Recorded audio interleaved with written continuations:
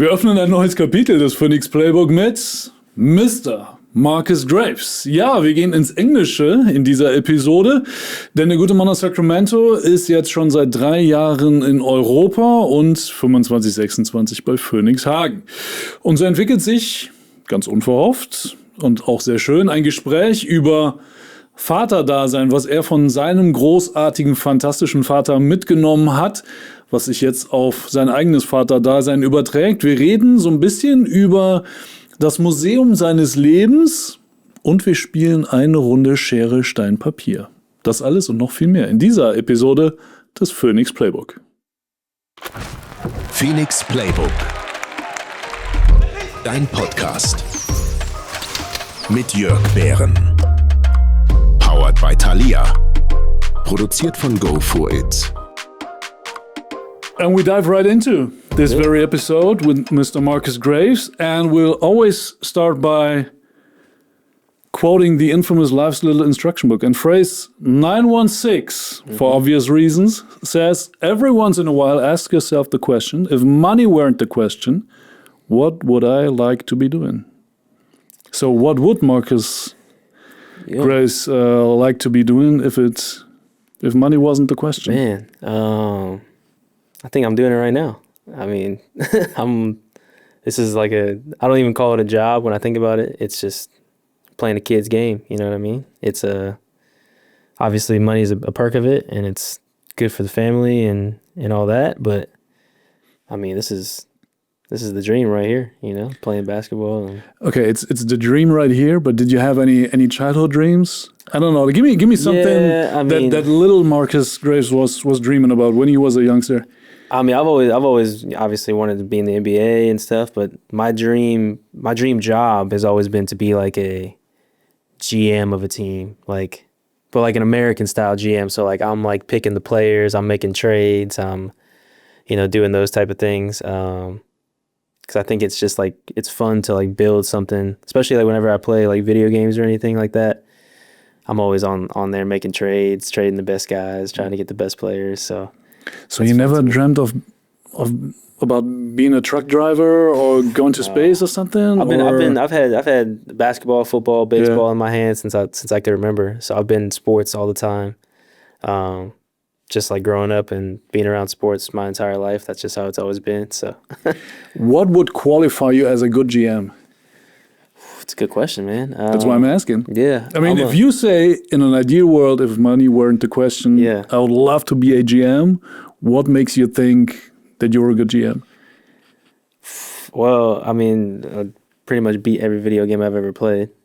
No, but I think for me, it's just like, I think I kind of been around the game so much. I know kind of, especially from a point guard's perspective, kind of like how teams fit together and how certain players and, personalities and all that kind of stuff fits together. So, I think for me, just kind of putting a bunch of good players together, a bunch of good people together can make me a good GM candidate. Yeah.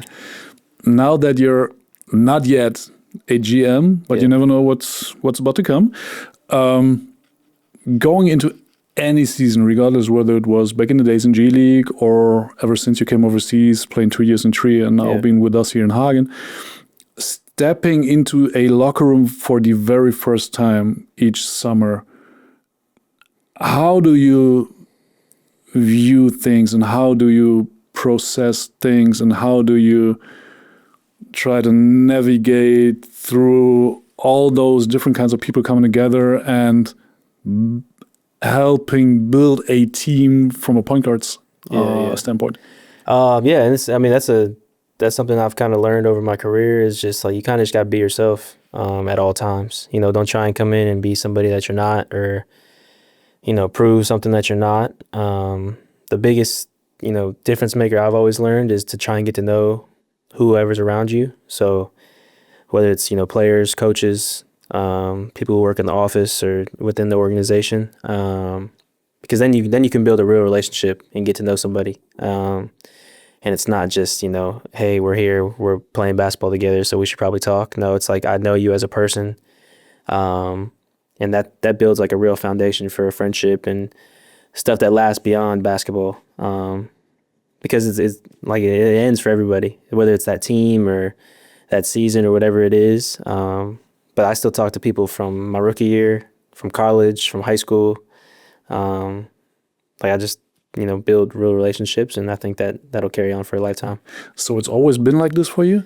Yeah, I mean, I enjoy getting to know people. I enjoy talking to people. I enjoy just having random conversations about whatever it is, and I think it's cool because, like, especially when I came overseas, like, there's guys that I haven't talked to for 10 plus years, like Daniel Norrell, for instance, plays for Gießen. I played with Daniel when I was 8 years old, is when I started playing with him, till I was about 15 or 16. And then I didn't see him for 10 years, and now we're in Germany, and I played against him the last 3 years. So it's like you build relationships, and you never know when you'll see those people ever again, or, what'll come from life. But have you guys always been in touch in between, or was it somewhat like a surprise moment when you step into some arena and you realize, wait, that's my buddy from 10 years ago? No, we've been in touch. Not as much as like we used to be. But like I would, obviously I'd follow him on social media and stuff. And like we'd talk every once in a while. We're still like in a group chat with some of our friends. So it's not like we weren't in touch, but once we got to Germany, I feel like I've talked to him a lot more and kind of, build back on what we used to have as in our relationship. Yeah. I don't have that on my list, but was he one of those people that you might or might not have reached out to back in the days when you came overseas for the very first year with Trier? To maybe gather some information. Hey, what is it like playing overseas? What is it playing in Europe? What is it playing in Germany, in Trier? Yeah. For sure. I mean, it's a totally different world compared to US. For sure, yeah. I didn't know anything about Europe basketball or anything. So as soon as I knew I was coming to Trier, I looked up, teams in the league and players in the league and saw Daniel. I immediately, messaged him. We talked. He told me everything, kind of what to expect and how his experience has been. So it's been, it was cool. It was cool for him to reach out and reach back to me and kind of just let me know what to expect. And I've enjoyed it ever since. And you're a vet now. Can we say you're a vet? I'm a vet for sure. You're a vet. I'm almost 30, man. Yeah, you're a vet.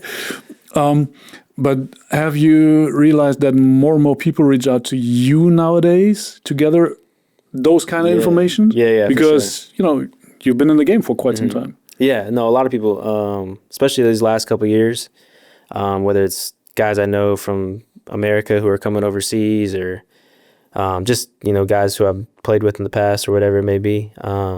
But yeah, guys asking for my advice or my experiences or things like that. It's been kind of weird, but it's also been like kind of nice to like share what I've been through and kind of where I've been in my career and my path, and kind of give people an idea of what to expect or what they should look forward to. Yeah.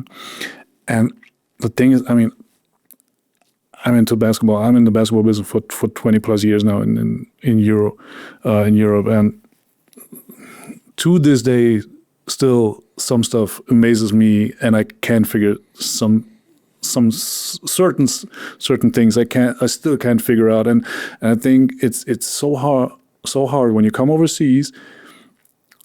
Let alone all those different leagues, those different levels of play, those international competitions. They switch names every 3 to 4 years, and you have, let alone the rules that are not just the same like back in the US and stuff like this. Do you have an idea of, or do you feel like you figured Europe out now? I feel like I figured it out. There's still some things that, are way different than America. But I've been in it for 3 years now and kind of have a good grasp on the rules and, some strategies and tactics to take advantage of. I feel like I got a good grip on it now. What advantages are we talking about here? Give me some insights. Well, the biggest rule I do not like in Europe is when you just take a foul. Like stop transition or whatever it is, because the intentional. They call the intentional when you stop the break. say like somebody turns it over and then they just foul to stop the play. You know what I Okay, I mean? see. Because I feel like you're basically rewarding a bad play almost. Like either somebody turns it over or they take a bad shot and the team has an advantage, and you're basically giving the team that created the non-advantage for them, if that makes sense. You're giving them basically a second chance. You know what I mean? Yeah. Like in the NBA, if you foul in transition, the team gets a free throw and the ball back. Yeah. So I think that's the biggest rule I probably don't like in Europe, but I also use it to my advantage sometimes. So, Maybe not. You Yeah. never know. Well, let me come back to the GM thing that you stated earlier. A good GM, well, no, not a good GM. Any GM at some point has to take couple risks when it comes down to signing players or not signing players. Gambling on some players. Let's say we took a risk signing a guy like Jeffrey Carroll this year, who was coming back from a major knee injury. We took a risk signing a guy like Devin Schmidt, who was previously 8 years been playing in Spain, and you don't know, hey, is he going to make the transition over here to Germany? Are you generally speaking, not just the GM, the potential GM, Marcus Graves, but the player as well, are you a risk taker or a safety first guy? No, I'm always a risk taker. Oh, in everything I do, I'm a risk taker because I think that's how you grow as a person. You gotta take a risk, and sometimes you make it, sometimes you fail. But unless you take that leap of faith, then you'll never know. And I'd rather try and reach for something or strive for something and fail than sit back and never know and have that what if, like, oh, I wonder if I did this, what would happen? So, yeah, I would say for sure I'm a risk taker. Where does that come from? Where does that faith in, I'm going to make that leap of faith, and whatever comes out of it, it'll come out for the better, regardless whether it's it'll work out, or at least I know this or that is not for me or whatever, but I took a shot.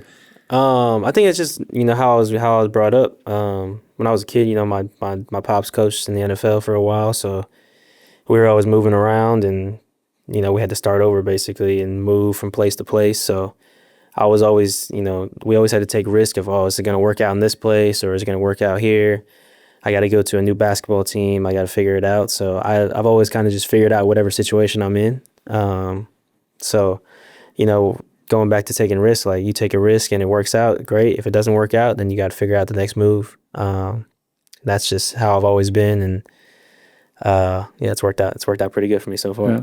What's been maybe the single biggest risk you've ever taken that worked out in your favor? Ooh. If there is any.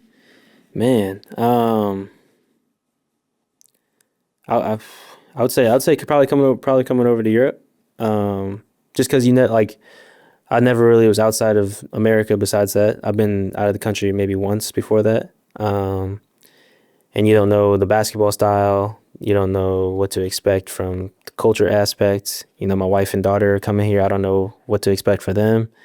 And when we came here, it's like it really took us by surprise, and it was a nice surprise. Just not only the basketball aspect of it, but traveling around, seeing different things, and really just living a life that we've never experienced before. So I would say that's probably, coming to Europe was a big risk in terms of just the unknown, but it's worked out, and it's been a good journey so far. Yeah. And this is year 3 now. Year 3. Yeah. Year 3 with the wife, with a little KK now. Yeah. Has there ever been a point where you said, "Hey, maybe it's time for us to go back"? Oh, for sure. Yeah, for sure. There's been a lot of ups and downs. Yeah. I've had injuries and just the roller coaster of seasons. Year one with Tria, right? Yeah. So, but man, my wife is the one who really holds it down. She's probably the biggest support system in my life for sure.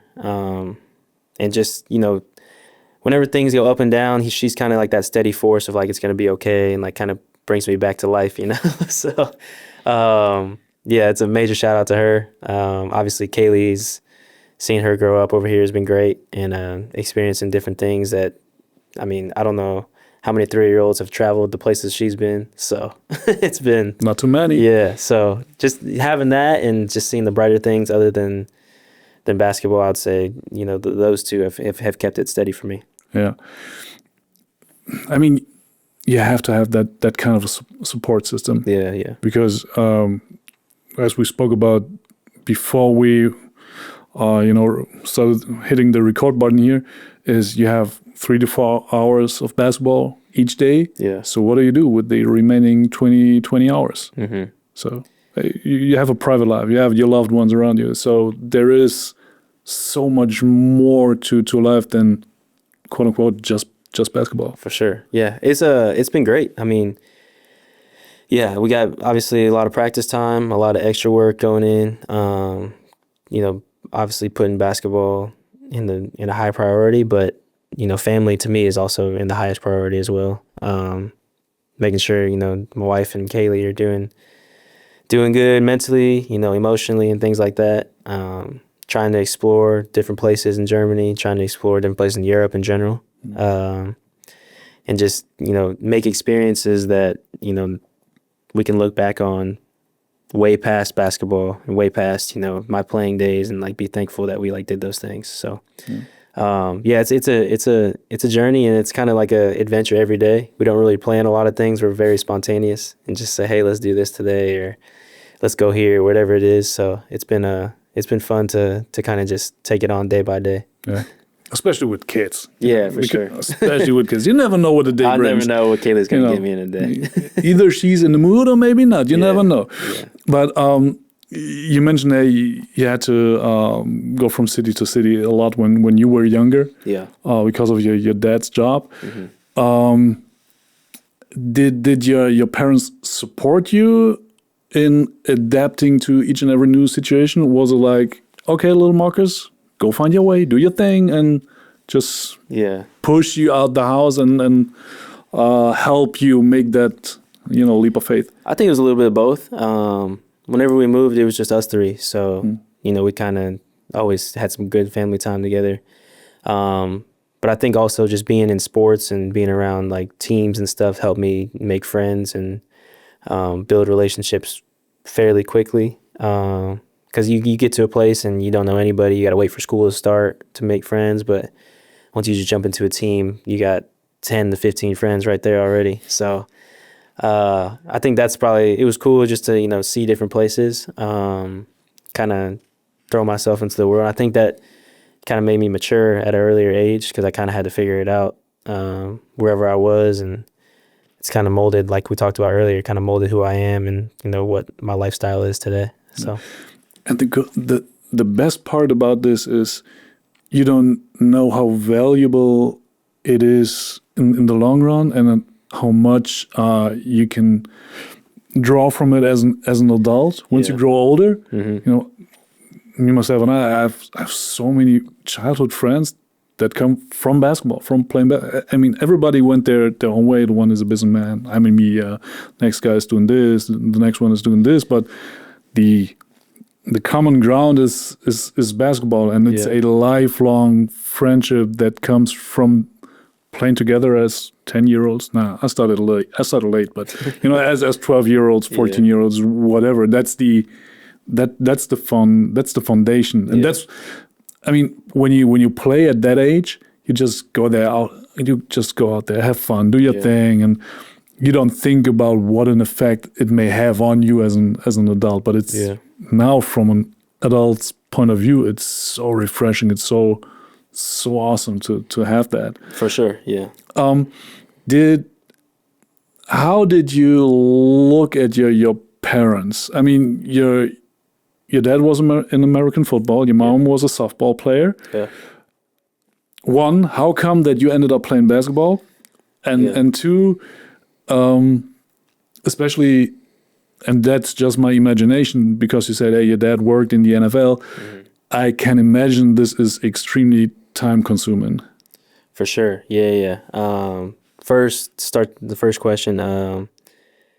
I was kind of I was in every sport when I grew up: baseball, soccer, basketball, football. My dad's number one rule in the house was, you don't have to do anything in particular, but you just can't sit in the house. So I didn't have to play football. I didn't have to play sports in general. I could have did a musical instrument. I could have did whatever. Yeah. I just couldn't sit in the house, play video games all day, eat chocolate, candy all day. I had to do something productive, something that was active and was going to, help me meet people and just enjoy things outside of our house. So then, I played pretty much everything until I was 14, 15 years old, settled in on basketball. And yeah, that's probably one of the first questions everybody asks me is why I don't play football. But I think I took a little bit of everything from every sport. So I think it was a blessing playing everything and just growing up, teaching me athletic abilities and things like that. And then, after that, maybe it's a frame thing. Yeah, for sure. That you did not end up playing American football. Yeah. I mean, we were blessed to have your parents over here in Hagen for a visit, and your dad played as well, right? Back in his days, he played football in college, and then he played in the NFL for like 2 years, and then he started coaching. Just given his stature, you can tell at least I imagine he must have been an ox in his playing days, right? Yeah. He super, big frame, and I kind of got a little bit from him, I think, as a smaller guard, but more physical type of player. So I'd be remiss to not say that my mom was probably the better athlete, though. Okay. She would appreciate that I said that. She was an All-American at Utah softball, so we always joke around with her and my dad about how she was the better athlete in the house. So did they ever settle that conversation? It's an ongoing conversation. Okay. It's a nice dinner topic that we have sometimes. So, but I think as of now, I think I've taken over the reins as number one in the family. So, when it comes down to athleticism, or when it comes down to, I think just how do you want to rate success when it comes down to different sports? I mean, an All-American is the pinnacle of college athletes, so that's tough to pass up on. But I think as an overall athletic career, I think I've surpassed them at this point in my. I'm 5-year college career, and then now this is my 7th year playing professional. So I'm in it deep now, man. It's been a long career for sure. So given the fact that your dad played in the NFL, your mom played softball, All-American, how did they navigate you choosing basketball and giving you some kind of guidance? Was there even a chance for them to help you navigate through all of that, especially in the very early days, coming out of high school, going into college? Or was that something where they said, hey, that's not our sport, but we'll support you in any given way. Hopefully we'll make it a good one, but at the end of the day, that's your choice, that's your sport, so do your thing. Yeah, they've always just put the trust in me to make the right decision. I think looking back on it, basketball was always my best sport. I've played every sport, like I said, and some were better than others, but I think the biggest thing for them is they put me in great situations around great people. Great mentors that, they trusted. And those people, kind of helped me navigate the basketball world and, maneuver my way through college and, now my professional career. So they definitely put me in a good spot. And from there, I just took the reins and ran with it. Yeah. At what point would you say, now I'm independent. Now I'm in charge. Yeah. All the time. Man, I think when I went to college, my parents were in San Diego at the time, and it's 6 hours from Sacramento, so I was by myself, and I think I kind of had the first time I was by myself in my life, obviously. I kind of just had to, make it work and figure out a routine, figure out, obviously a life schedule and outside of basketball, and take care of myself. So. Once I got to college, it was it for me, and obviously you're around friends and teammates and stuff who help you. But at the end of the day, you're on your own and you got to make your own decisions. And I think that made me mature and grow. Yeah. and that's a perfect segue to come back to the Life's Little Instruction Book, because its origin is a dad gathering those tiny little pieces of life advice, if you will. Yeah. He gathered it over the years, put it together in a ruler, and handed it over to his son when the son was leaving the household to go to college. Was there something where you would say, yeah, that's maybe it's a piece of advice, maybe it's a life lesson learned whatsoever, where you say, hey, that's something that I took from my parents that helped me make that transition to college? Yeah. I mean, I definitely take everything probably from my parents when moving to college. Just how we grew up, where we were, and kind of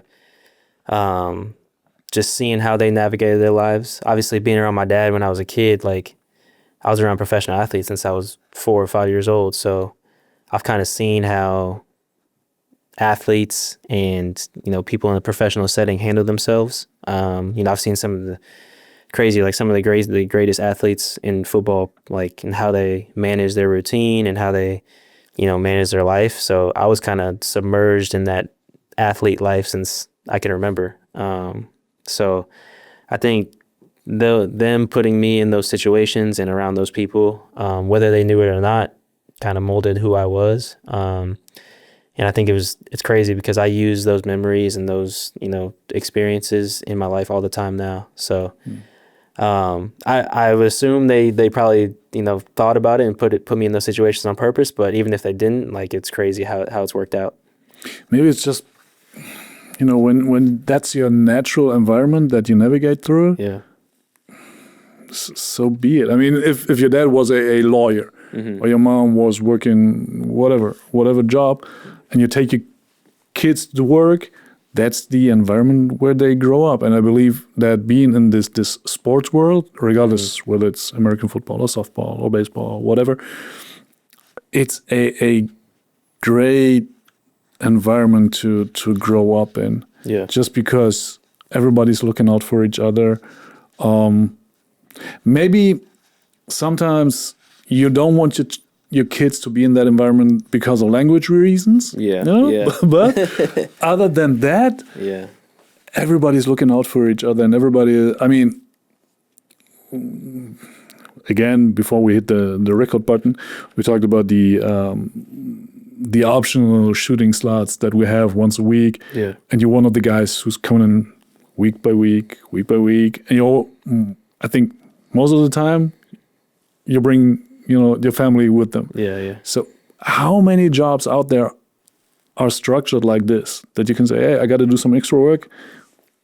Wife and kid, come on. Let's go to let's go to the office. Yeah. It's not a lot. It's not a lot. Yeah. So I think for me, I like to always bring Kaylee and my wife, and especially Kaylee, because I grew up like that. Like we said, like I grew up, my dad was bringing me everywhere, in the locker room, at practice, in the meetings. So I grew up like that. And, whether she plays sports or not, that's not important to me. It's just important that she sees, like, what hard work and dedication can do for somebody. So I think that's more important than, the sports aspect of it. It's just more of like a life lesson type thing. And it's crazy. She's starting to learn now. She's learning, about basketball and sports. And my wife always tells me at the game, she kind of points me out on the court and claps when I do something good, or if the team does something good. So she's starting to understand more about the game, and it's pretty crazy to see. Does she let you know when you do something, I don't know, if you're not doing good, but if you, I don't know, have a dumb foul, or if you have a bad turnover or so, does she let you know that as well? She doesn't. No, she's not there yet. Not yet. But I say she is hilarious. She's obviously one of my biggest supporters without her even knowing. Like, my wife always sends her down. If I'm having a tough first half or something, she'll send her down right behind our bench, and she'll just clap and say Daddy, you're a shooter, or Daddy, you're you're good, keep going. Yeah. And so she's one of my biggest supporters. I feel like she doesn't even know why, or she doesn't even know what she's doing, but she is for sure. Yeah. And I think this is a beautiful way to rewire yourself in the middle of the game. Yeah, for sure. Because 5 years into the piggy bank, but we're playing an imperfect game. Yeah. And trying to be perfect in it. And there's always going to be failures. There's always going to be turnovers and so on and so on. But looking at the game through the eyes of a child, it's just a game. Yeah, it's just sure. 5 versus 5, 10 guys running up and down the court. There's a ball involved. Everybody, wants to throw it to the hoop and just wants to have fun. And sure, it's like, hey, everybody wants to throw the ball. So she lets you know, hey, daddy, throw the damn ball. Yeah. I think it's like, for me, like I feel like I'm a perfectionist. So like if things aren't going, the way I envision or whatever, I get, somewhat frustrated in a way. And whenever those moments happen where she comes down or I see her in the crowd, it kind of just like makes me realize like it's just like, why are we so angry about something that, I mean, obviously basketball, I love it. It's super important to me, but in 25 years, 20 years, whatever it is, like I'm not going to remember a game that I played in 2026 when it was December. You know what I mean? Like I might. I'm saying, what's more important though? Like you might remember, but the other thing's still more important. Yeah, for sure. It's like, and I'm saying like, more what I'm trying to say is like, I should just be enjoying where I'm at this time and not being so frustrated over things that, like I missed a shot and I'm not going to be thinking about that shot in the next 20 years. Like it's just one shot. So just move on, enjoy the game, be where you are. And I think, seeing her as those little reminders and gives me a good little boost. Achtung, Werbung. Halte deine Zuhörenden am Ball mit einem Podcast, der genauso packend ist wie die letzte Spielminute. Im Studio 4 in Hagen sorgen wir dafür, dass dein Content immer top performt. Go for it und starte jetzt deine professionelle Produktion. Link in den Shownotes.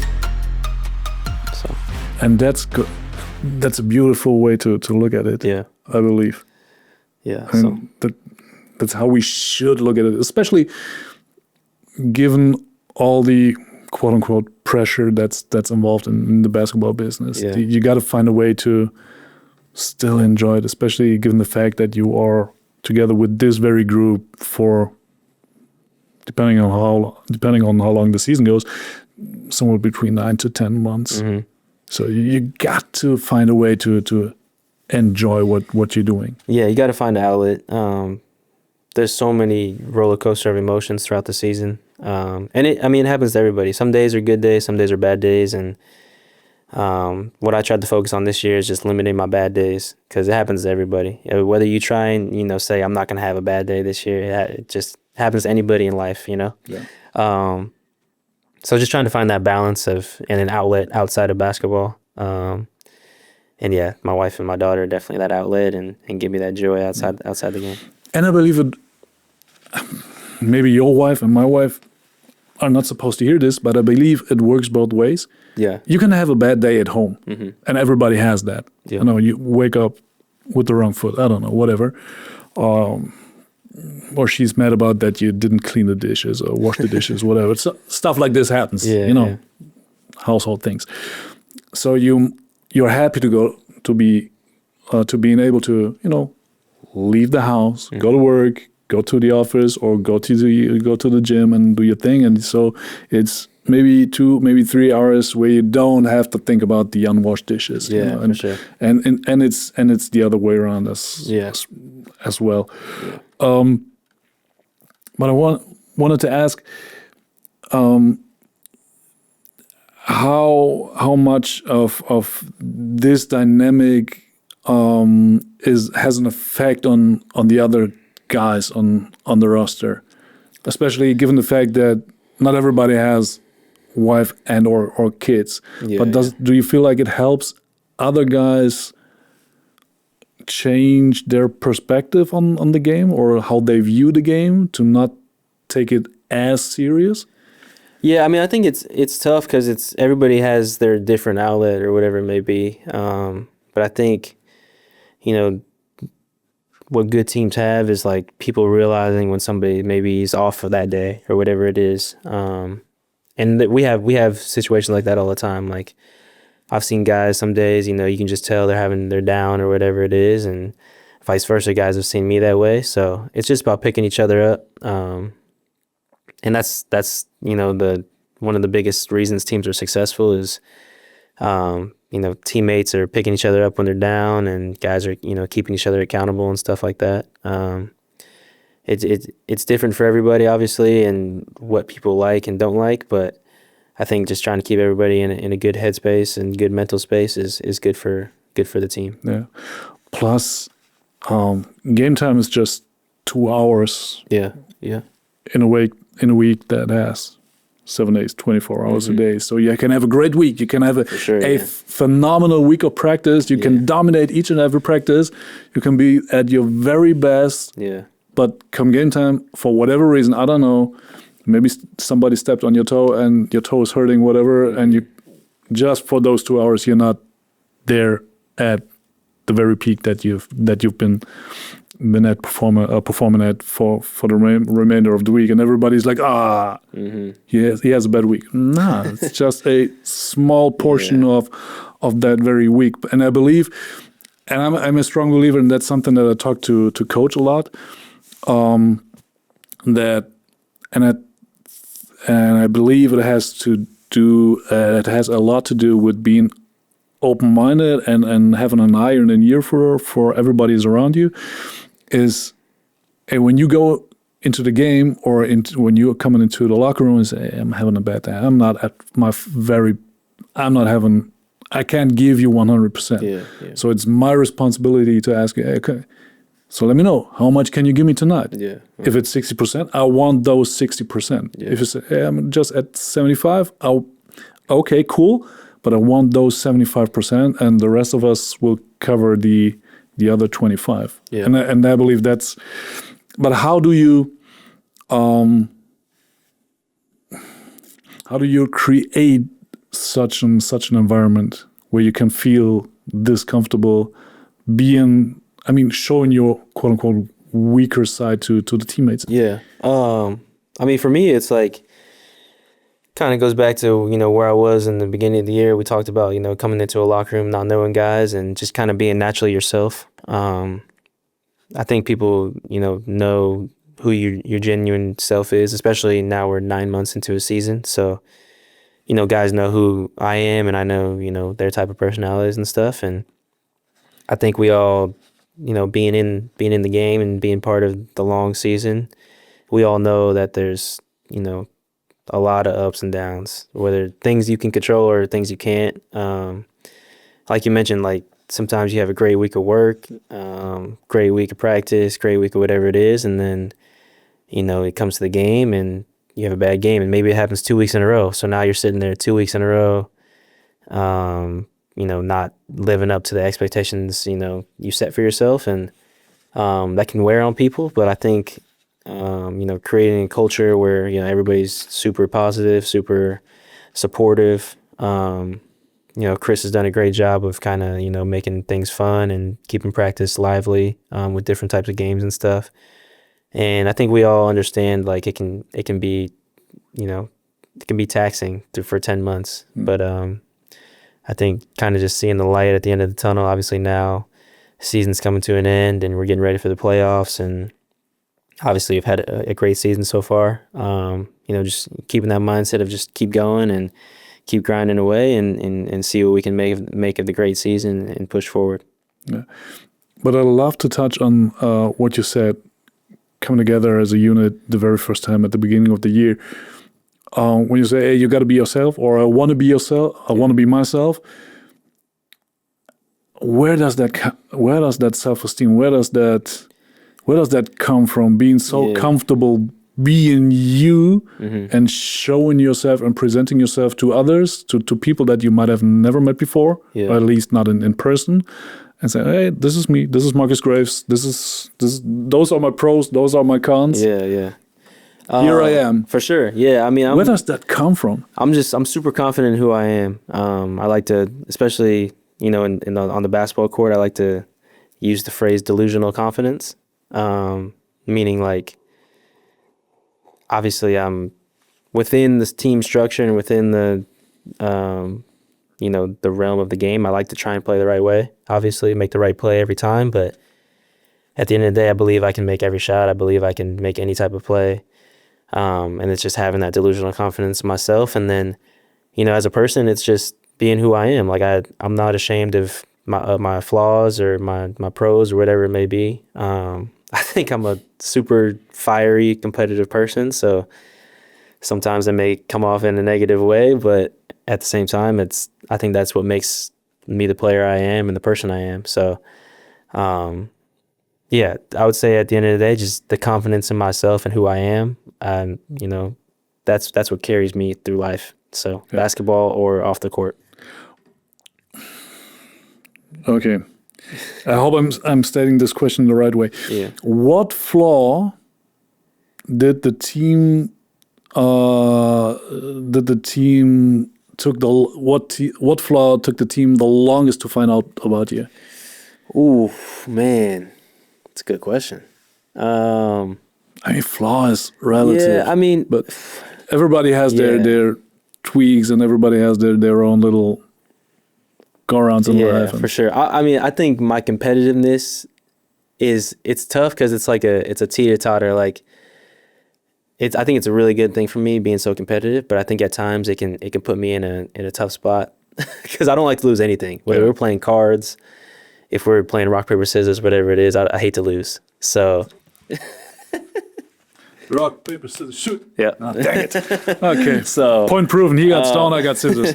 Dang it. So yeah, I'm a super competitive person. I think sometimes it may come off in too much and maybe rub people the wrong way. But I think when people see it's not a facade or a fake thing, then they understand, where I'm coming from. Because when you are in that mood, you are super hard on yourself, or you're super hard on others. I think both. And I think, as I've grown in my career, I think it's kind of it made me realize like that's okay to be hard on myself and on others because of the type of player I am and who I am for the team.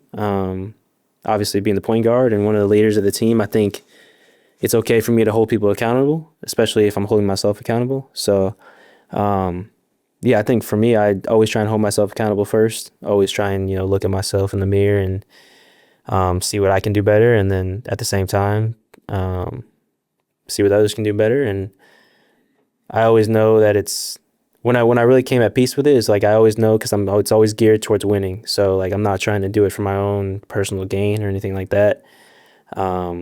It's really just geared towards winning, and that's all that matters. So. Is this something that you let everybody know beforehand, or is this something that they need to figure out on the fly?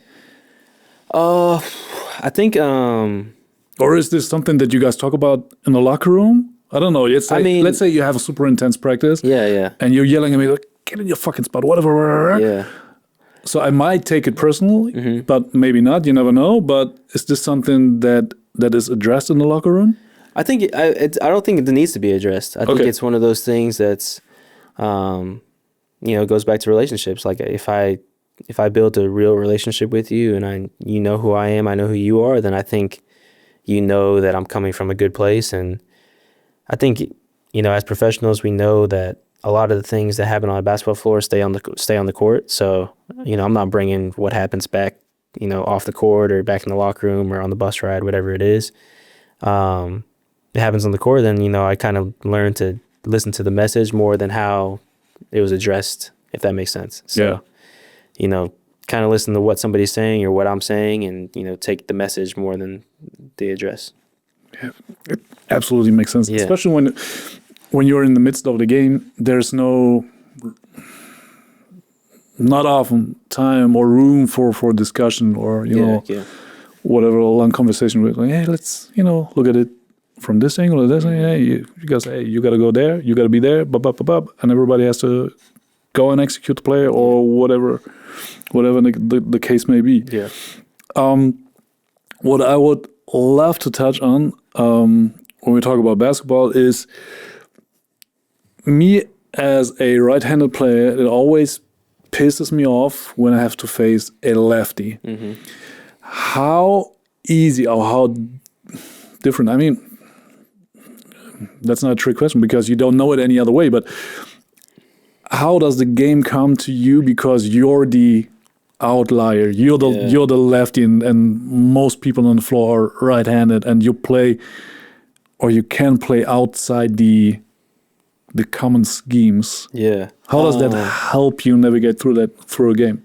It's been kind of crazy to look at it, especially like growing older in my career, and I didn't really realize it until a couple of years ago. I had some conversations with some of my friends and some guys I played against, and like it's just natural, especially for me too. Like as a defender, it's just natural to guard somebody who's right-handed. Like more tendencies, you kind of can anticipate, what type of moves they're going to be doing. So when it's like a lefty, it's basically everything's reversed, and it kind of throws you off as a defender. And so when you're guarding a lefty, it throws you off as well? For sure, yeah. Okay. For sure, because it's just not common. Like, I would say 90% of players are right-handed. maybe more. Yeah, maybe more. So it's just not something you see, all the time, and especially, guys who maybe handle the ball more or whatever it is. Me being a point guard, I'm sure it throws guys off who guard right-handed guys the whole season, and then they see a lefty, and it probably throws them off. So, left-handed, it's kind of cool. But do you intentionally use this to your advantage because you know that they are not used to guarding a lefty? I kind of just always take what the defense gives me. I don't really. That's a very political answer. Yeah, it is political, but I'm not really thinking about too much about being left-handed as an advantage. I think it just kind of comes natural. So maybe if I look into it more, but I think it's just a natural advantage in general. Yeah. Yeah. Okay, I see. Lefties always the last time I really saw a lefty going to work on a day-to-day basis was at this year's Albert Schweitzer tournament, which is an under 18 invitational that's being held in Mannheim. And the German under 18 team, they had 2 point guards. The younger brother of Christian Andersen, okay, Lukai, and Jamie Edoka from Frankfurt. And Jamie's a right-handed point guard, and the little Anderson is a lefty. So they always put them on the wings, so that regardless of whether they came or they were taken through the right wing or the left wing, each player could always go with their strong hand through the middle.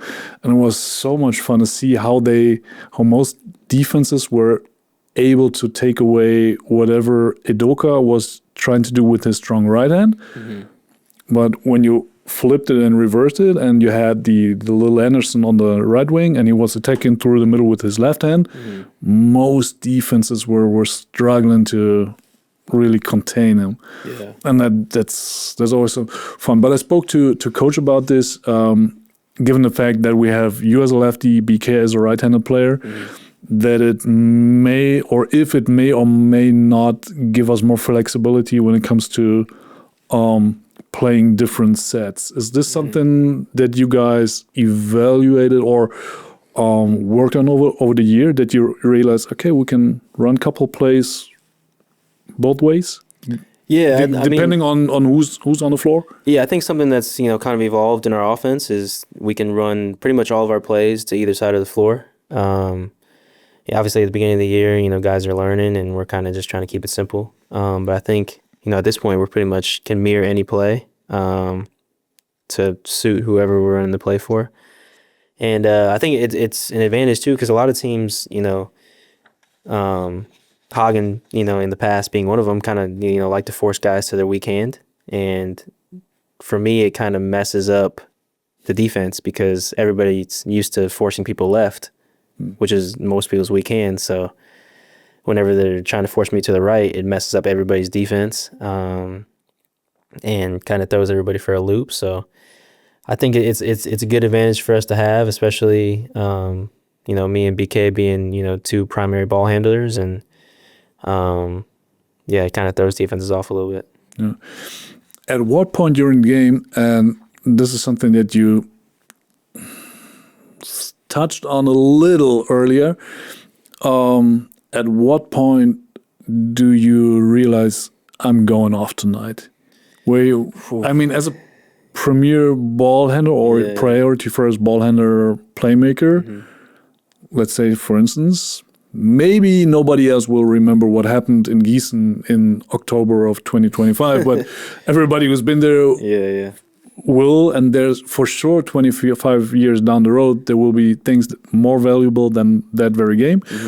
But still, that's a story that's gonna gonna last at least a little for a couple people.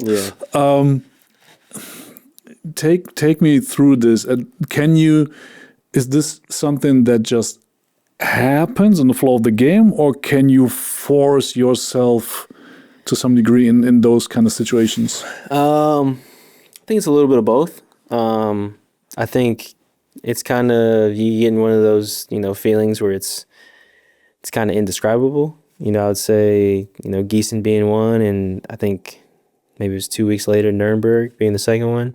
True. You kind of just get in one of those modes that feels like every shot you take is going to go in, and it's something that for me goes back to just what we talked about is those shots that I put up during the week. That's like my safe space, So having the confidence and knowing that the work's pretty much already been done, and me and my trainer always talk about back home that the work is undefeated. So you can do whatever you have to do. You can eat right. You can get a good amount of sleep, whatever it is, but the work is always undefeated. The basketball, the extra shots, the extra, whatever it is, the things that people don't want to do is always undefeated. So, just thinking back to those things kind of puts you in that mode a little bit. And, once you see one go in, then I always feel like the next one's going in too. So you stack a couple of those together and it can turn into a pretty good night. Yeah.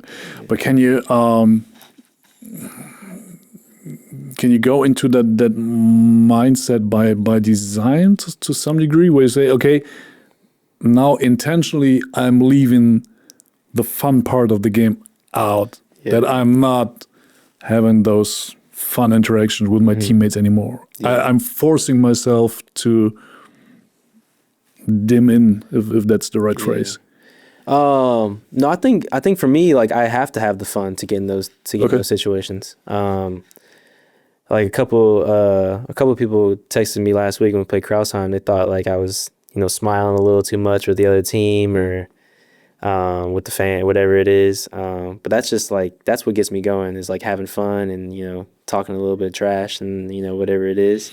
Can we agree on the fact that, and I'm not blaming them, I'm just saying that refs are giving away too many tees on players celebrating or talking trash to each other sometimes? For sure, yeah. I loved, if I was a ref, and I don't want to be a ref at any given point, but I thought Vini Shahid hitting that three in front of our bench, turning to you guys and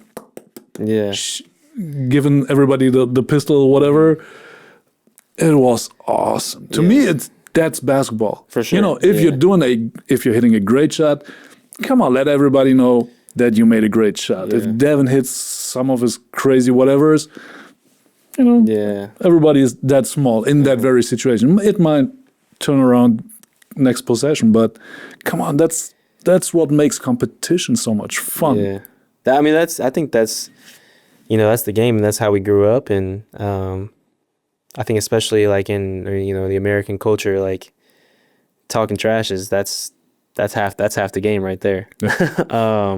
So I think I think it's part of it. I don't want to get too much into the whole referee thing, but that's on me. They can't find me. They can't. But I think it's all part of the fun. And I think if you take that part out of basketball, then it's not going to be as good of a product, and not as good for the fans, players, or anybody involved. So obviously, it shouldn't cross the line or get too excessive. But I think, a little 1 to 2 second trash talk after something happens is good. Yeah, everybody needs this. Come on. You got to celebrate the little victories that you have.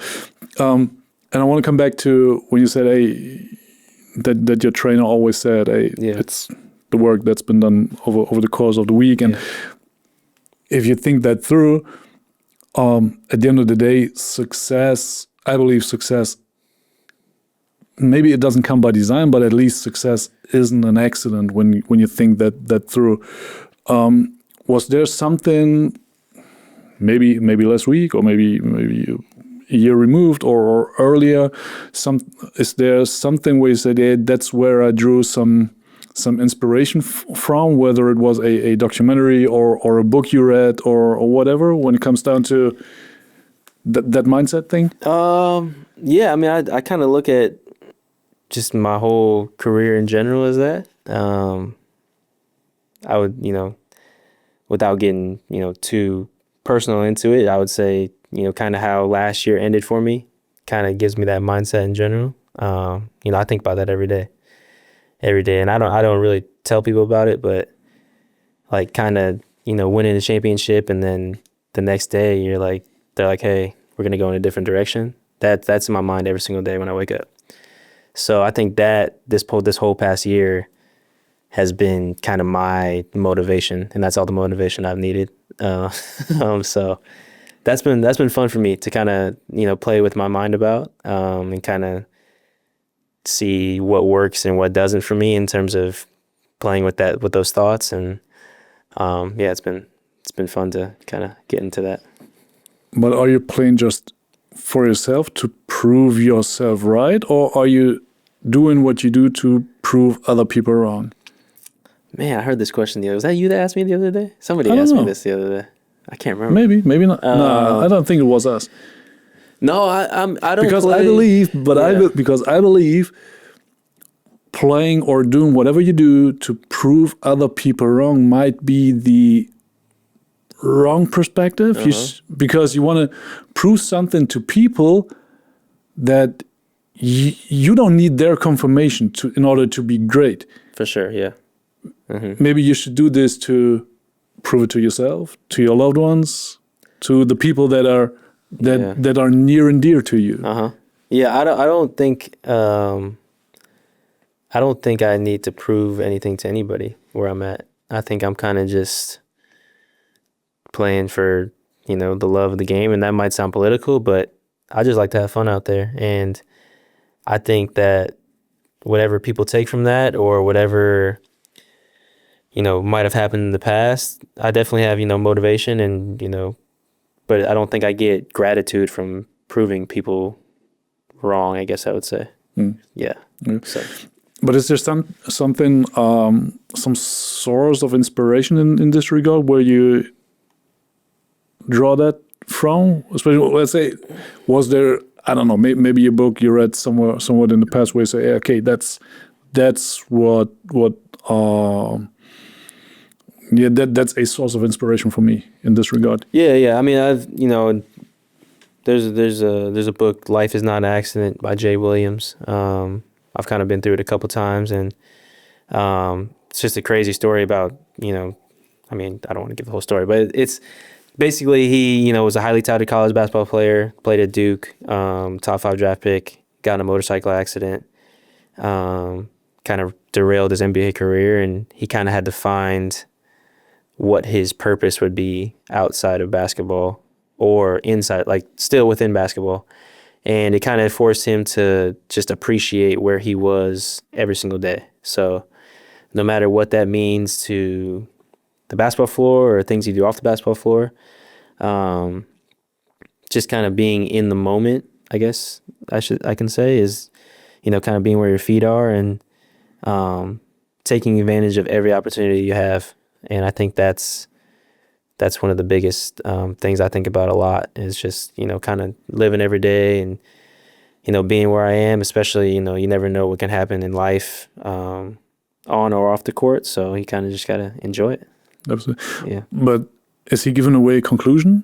Did he find that? Yeah. He found, he kind of just he talked about finding his, his purpose off the court, and now he's, big time. Isn't he in big time sports? Yeah, sports in broadcasting, right? And he's worked for ESPN and things like that. So, and I know now he works with a bunch of kids and different things like that. So, kind of goes back to what we talked about, there's so many things greater than basketball, but you can also use basketball to your greatest advantage. So just trying to live through it every day. Absolutely. And I believe it's somewhat similar to, especially when it comes down to finding the meaning of life or your purpose in life. Mm-hmm. There's a great book, I believe, by John Streletsky, The Big Five for Life. Mm-hmm. Ever heard of it? I haven't, no. It's somewhat the conclusion is, at the end of the day, when you're in your final days and you go through what you've accomplished in life or whatever, he draws the picture of your life being a museum. And on the way to, leaving life, you go through that museum one more time and you look to your right and to your left and you see all those pictures that you've been able to gather and collect over the years and in life. Mm-hmm. And the question that he states is, what pictures do you want to be seen in your museum of life? Mm-hmm. For yourself, but for everybody who you invite to go through that museum. So my last question is, before we let you go,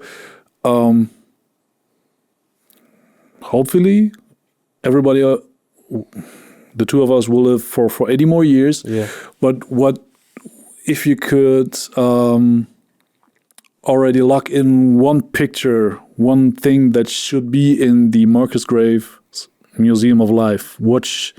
What has to be in there? What should be in there? Ooh, Marcus Graves Museum of Life. That's a great question. Man, I would say just a picture of me and my wife and my daughter. Like, just the adventures we have, the